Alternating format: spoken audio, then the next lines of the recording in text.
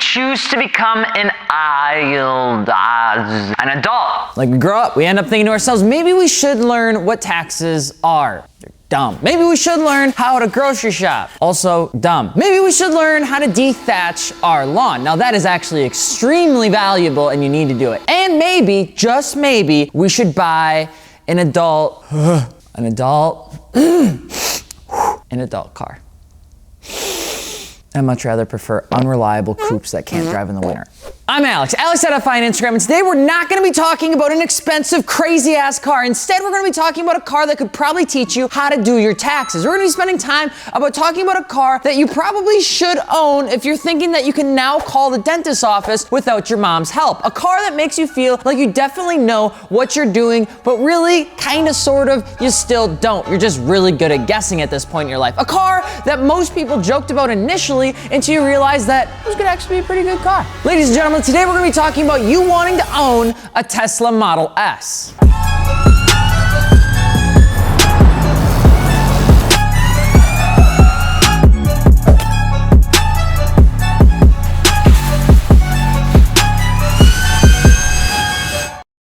I didn't have any coffee cups left, so I'm stuck with my wife's coffee cup.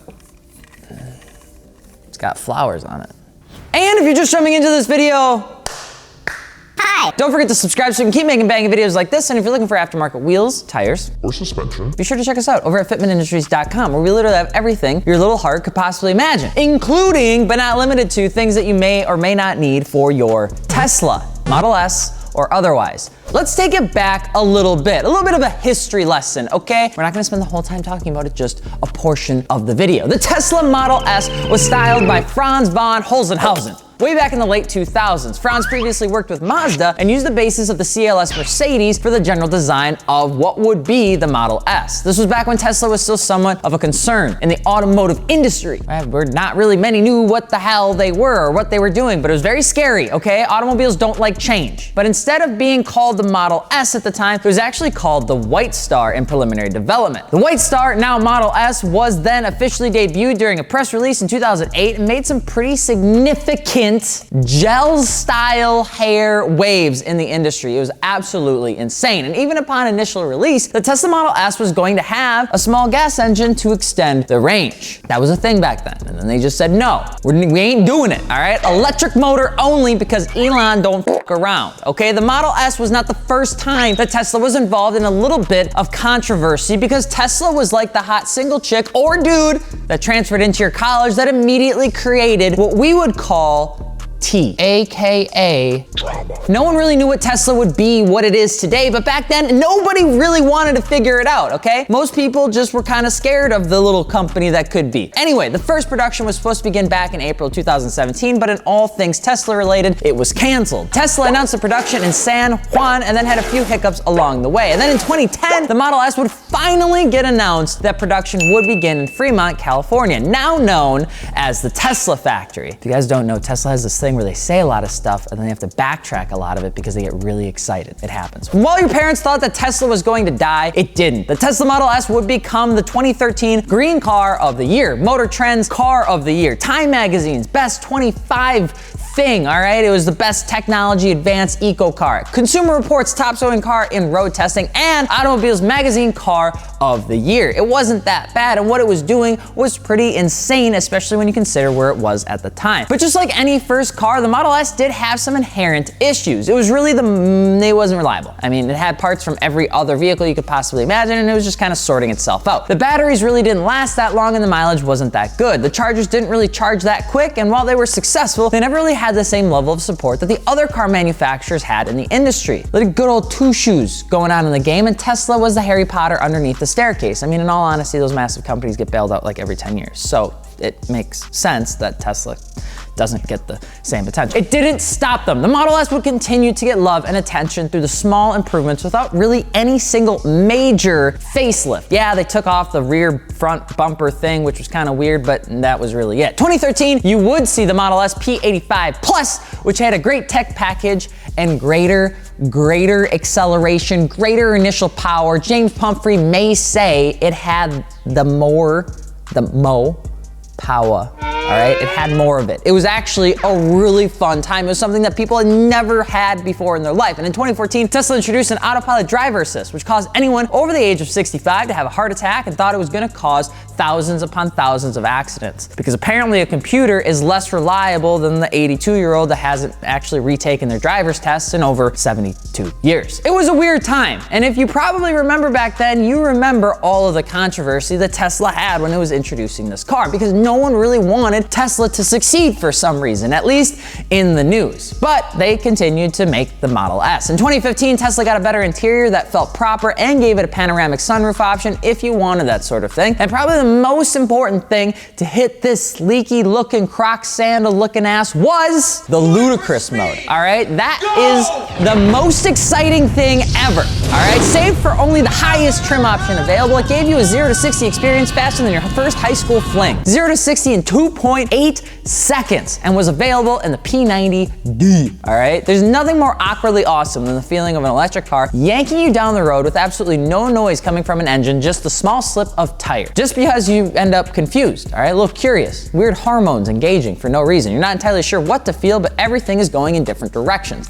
It was this mode that put Tesla on the map for a ton of people who loved cars. It riddled YouTube. It was all over Reddit. It was all over Twitter. And it wasn't for car enthusiasts, but people who loved cars. The entire mode, the marketing, and everything around the Model S at that time was astounding. And once it was available to the customer, YouTube exploded with Teslas just smoking people at stoplights. It was just the most hilarious thing. The years progressed and the batteries got better, and Tesla kept changing its mind on whether it wanted to have a normal roof or roof with glass. Nowadays, Tesla Model S's go for just about every single price range you can imagine because they have them all over the place in terms of dual motor or not dual motor and this, that, and the other trim. They become affordable. They become somewhat reliable, and now people like you and people like me are wondering if they should finally open up an IRA and buy a Tesla, because not having to pay for gas kind of seems like a pretty good deal, especially when the world is ending still. But we're not here to talk about the history of the Tesla Model S. You want that? Go watch a Joe Rogan podcast. I don't know what to tell you. Do the one with Elon Musk. It's pretty funny. I can't talk about it because we're gonna get demonetized. That's how YouTube works. No, we're here to talk about you wanting to own one of these heavy boys that eats tires and destroys bushing. So you want a Tesla Model S. Well, grab your supercharger cord and set down your opinion on gas-powered cars, because we're gonna sit here and we're gonna talk about a little bit, maybe a teensy tiny bit about what it's like to actually own one. If you're looking to own a Tesla Model S as a car enthusiast, it's a little counterintuitive, but we're gonna get through it. There's two major pieces you're gonna wanna know about owning these cars. The first thing is that they're incredibly neat vehicles. They're just cool. They're awesome. They're sweet. They're neat. You look at them, and we're in Wisconsin, we see one, we're like, wow.